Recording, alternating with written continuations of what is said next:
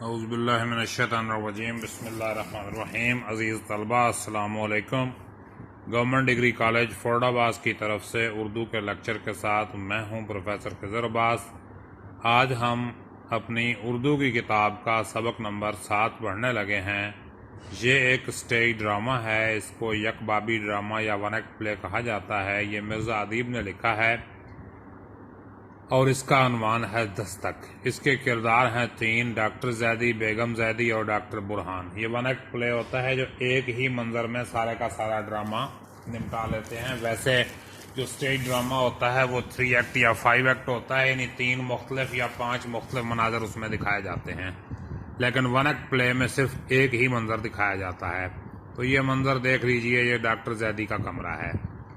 منظر کیا ہے جی؟ ڈاکٹر زیدی کا کمرہ۔ ڈاکٹر صاحب پلنگ پر گاؤ تکیے سے ٹیک لگائے بیٹھے ہیں، عمر 55 کے لگ بھگ، فرینچ کٹ داڑھی، چہرے پر نقاہت نمایاں۔ اس وقت انہوں نے کمبل لپیٹ رکھا ہے۔ پلنگ کے پاس چھوٹی میز پر مختلف شیشیاں پڑی ہیں۔ نقاہت کہتے ہیں کمزوری کو، اور فرینچ کٹ داڑھی جو ہے وہ ٹھوڑی پہ ہوتی ہے، باقی شیوڈ ہوتی ہے، اور گاؤ تکیہ گول تکیہ ہوتا ہے۔ رات طوفانی، تیز و تند ہوا کا مستقل شور ہو رہا ہے۔ تیز و تند کا مطلب تیز رفتار۔ بیگم زیدی آرام کرسی پر بیٹھی کسی رسالے کا مطالعہ کر رہی ہیں۔ عمر 50 کے قریب، سردی کی وجہ سے شال اوڑھ رکھی ہے۔ شال کا مطلب گرم چادر۔ ڈاکٹر کسی سوچ میں ڈوبے ہوئے ہیں۔ یکایک ان کی نظر سامنے دروازے پر جا پڑتی ہے جس پر نیلے رنگ کا پردہ پڑا ہوا ہے۔ بیگم انہیں دیکھتی ہیں اور پھر رسالے کی ورق گردانی کرنے لگتی ہیں۔ ڈاکٹر صاحب کچھ کہتے ہیں مگر بہت آہستہ، صرف ان کے ہونٹ حرکت کرتے ہوئے دکھائی دیتے ہیں۔ پھر کمبل اپنے جسم سے ہٹانے لگتے ہیں۔ بیگم کی نظر پڑتی ہے۔ بیگم: کیا ہے زیدی؟ زیدی: دستک سنی؟ بیگم: دستک؟ زیدی: سنی نہیں تم نے؟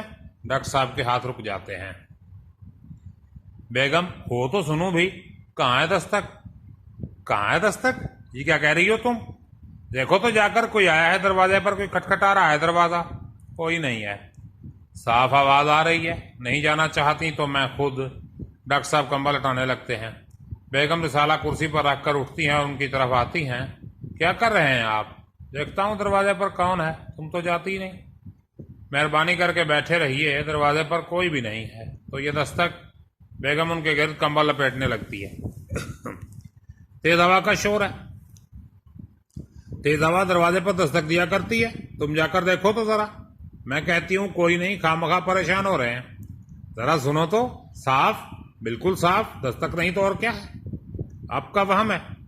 دیکھو اب زیادہ زور سے ہونے لگی ہے، یہ وہم ہے کیا؟ پھر اٹھنے کی کوشش کرتے ہیں۔ بیگم ان کا ہاتھ پکڑ لیتی ہے۔ خدا کے لیے لیٹے رہیے، آپ تو خود ڈاکٹر ہیں، ڈاکٹر ہو کر ایسی حرکتیں کر رہے ہیں، اپنی حالت کا تو کچھ خیال کریں۔ تم ایک مرتبہ جا کر دیکھ نہیں آتی؟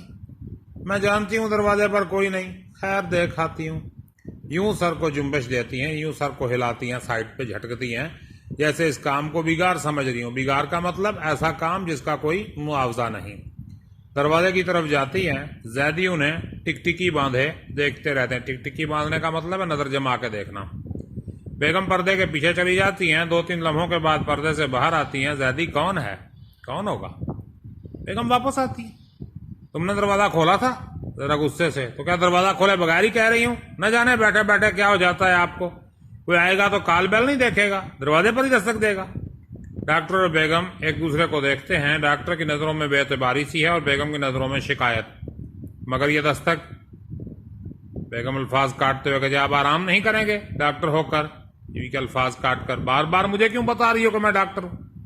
وہ اس لیے کہ آپ کو عام لوگوں سے مختلف ہونا چاہیے۔ اگر ڈاکٹر بھی کسی وہمے کا شکار ہو جائے تو پھر اس کے علم سے کیا فائدہ؟ شاید تم سچ ہی کہتی ہو۔ آواز میں نرمی: آپ خود ہی بتائیے، ایک ڈاکٹر حقیقت پسند نہیں ہوگا تو اور کون ہوگا؟ دروازے پر دستک کی آواز سننا حقیقت کے خلاف ہے۔ جب دستک ہی نہ ہو اور اصرار کیا جائے کہ آواز سنی ہے، اس وقت آواز سننا کس طرح حقیقت ہوئی؟ ڈاکٹر صاحب جھکا کر اپنی پیشانی پر ہاتھ رکھ لیتے ہیں۔ بیگم انہیں دیکھتی رہتی ہیں۔ ڈاکٹر صاحب کی نظریں بے اختیار سامنے پردے پر پڑتی ہیں۔ تیز و تند ہوا کا شور بڑھ گیا ہے، شاید بارش شروع ہو گئی ہے۔ لیٹ جائیں نا؟ ڈاکٹر صاحب اپنے خیال میں غرق ہیں۔ کیا کہا؟ لیٹ جائیے؟ تم نے دروازہ کھول کر دیکھا تھا نا؟ حد ہو گئی ہے، آپ لیٹ کیوں نہیں جاتے؟ آدھی رات ہو چکی ہے، ابھی تک جاگ رہے ہیں۔ ڈاکٹر برہان نے کہا تھا آپ کو مکمل آرام کی ضرورت۔ یہ بات میں خود نہیں جانتا، क्यों नहीं जानते? जानते हैं और खूब जानते हैं। डॉक्टर बुरहान ने कहा था मैं खुद आकर दवा पिलाऊंगा, याद नहीं रहा उसे, सुबह आएगा। अच्छा लड़का है। मैंने इतना जिम्मेदार और फरशनास नौजवान आज तक नहीं देखा, सिवाय काम की और कुछ सूझता ही नहीं उसे। हर वक्त काम, दिन हो या रात, काम के अलावा और कोई गर्ज नहीं है। फरशनासी, डॉक्टर को फरशनासी होना चाहिए। ये कहते हुए डॉक्टर साहब फिर सामने पर्दे को देखने लगते हैं। आप फिर, तौबा है, डॉक्टर बुरहान आएंगे तो कहूंगी। क्या कहोगी?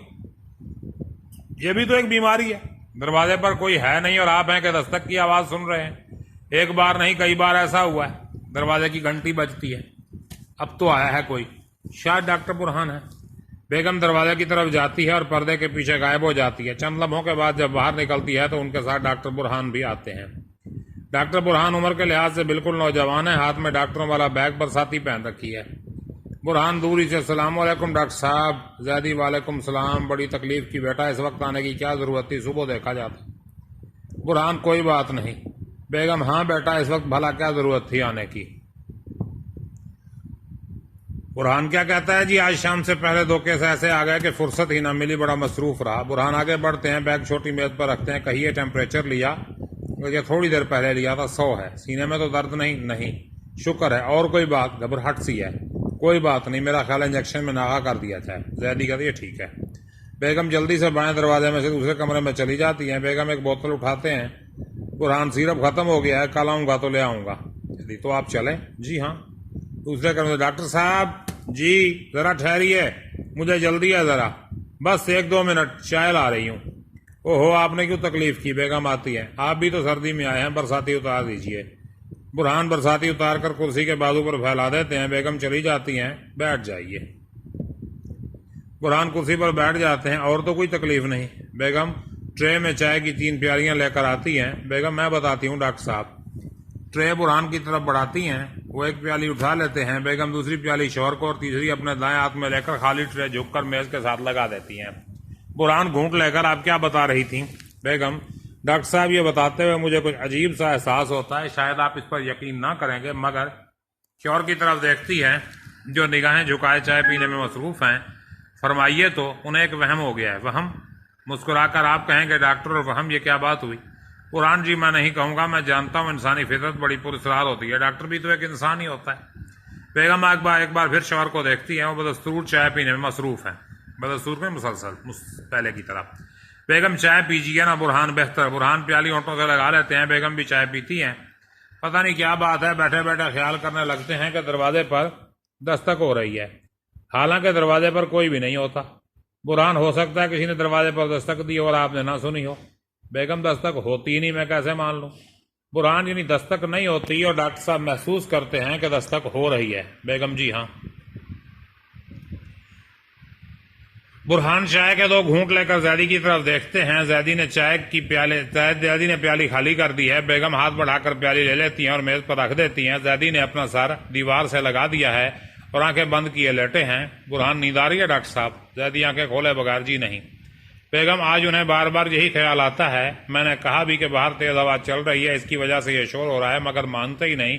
2 मरतबा मुझे दरवाजे पर भेजा है और वहां कोई नहीं था। कोई भी नहीं? अच्छा, अब इनसे पूछिए।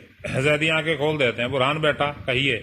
जी आज से 18-20 बरस पहले का वाकया है। उस जमाने में मेरी प्रैक्टिस खूब चलती थी, सर खुजाने की भी फुर्सत नहीं मिलती थी। डिस्पेंसरी और घर पर मरीजों का तांता बंधा रहता था। एक रात मैं देर से घर पहुंचा और पहुंचते ही बिस्तर पर गिर पड़ा, बुरी तरह थक चुका था। बुरहान प्याली मेज पर रख देते हैं। बेगम प्याली हाथ में लिए गौर से देख रही है। कुछ देर बाद मेरे नौकर ने आकर बताया कि कोई बड़े मियाँ आए हैं, वो आपको साथ ले जाना चाहते हैं।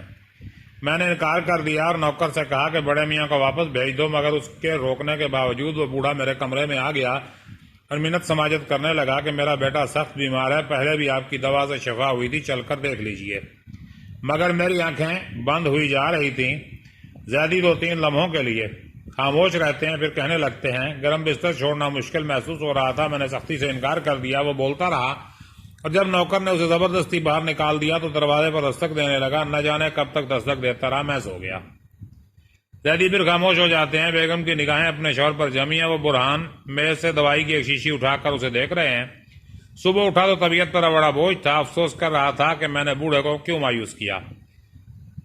बुरहान कहते हैं जी उस वक्त आपका ज़मीर भी बेदार हो गया था। بس یہی بات ہے. میں نے بوڑھے کو ڈھونڈنے کی کوشش بھی کی مگر کہیں پتہ نہ چلا. نہ جانے وہ کون تھا. وہ بوڑھا تو چلا گیا مگر اب کبھی کبھی آپ کا ضمیر دروازے پر دستک دیتا رہتا ہے. برہان بوتل میز پر رکھ دیتا ہے. یہ دوا آج ختم ہو جانی چاہیے تھی. زیدی خاموش رہتے ہیں. برہان برساتی اٹھا کر پہن لیتے ہیں اور بیگ اٹھا کر زیدی کی طرف دیکھتے ہیں. ڈاکٹر صاحب. کہو بیٹا. اس واقعے میں ایک بات کا اضافہ کر لیجئے. میں انہی بڑے میاں کا پوتا ہوں جس کا بیٹا اس رات ایڑیاں رگڑ رگڑ کر مر رہا تھا. تم؟ بیگم برہان بیٹا. اچھا خدا حافظ. ڈاکٹر صاحب اطمینان کے ساتھ سو جائیے. اب دروازے پر دستک نہیں ہونی چاہیے. آرام کیجئے. شب بخیر. کل حاضر ہوں گا. برہان دروازے کی طرف بڑھتا ہے اور جلدی سے پردے کے پیچھے غائب ہو جاتا ہے. زیدی اور بیوی خاموشی سے دیکھتے رہتے ہیں. برہان کے پردے کے پیچھے جاتے ہی پردہ گرتا ہے. تو یہ پس پردہ ان کے ڈراموں کا مجموعہ ہے. اس میں سے یہ سبق لیا گیا ہے اور اس میں یہ بتایا گیا ہے کہ ایک ڈاکٹر جو ہے اگرچہ اس کی جو ڈیوٹی ہے وہ بہت سخت قسم کی ہے اور اسے فرض شناس ہونا چاہیے، لیکن پھر بھی وہ ایک انسان ہوتا ہے، کبھی کبھار تھک بھی جاتا ہے. اور ڈاکٹر کی ڈیوٹی اس لیے زیادہ اہمیت رکھتی ہے کہ اگر ڈاکٹر اپنے مریض کو نہ دیکھ پائے تو مریض کا مرض بڑھ سکتا ہے یا وہ اللہ کو پیارا بھی ہو سکتا ہے. تو اس لیے یہ ذرا سنگین معاملہ ہے ڈاکٹر کا. تو بہرحال ڈاکٹر کو فرض شناس ہونا چاہیے اور اس کے ساتھ ساتھ ڈاکٹر ایک انسان بھی ہوتا ہے. تو ڈاکٹر زیدی کا ضمیر جو ہے وہ یقیناً بیدار ہوا اور بعد میں اسے پورا احساس ہوا کہ مجھے ایسا نہیں کرنا چاہیے تھا اور اس بوڑھے کے ساتھ چلے جانا چاہیے تھا. تو کل ہم اس کا انشاءاللہ خلاصہ پڑھیں گے. تب تک کے لیے اجازت دیجیے. اپنا خیال رکھیے گا. اللہ حافظ.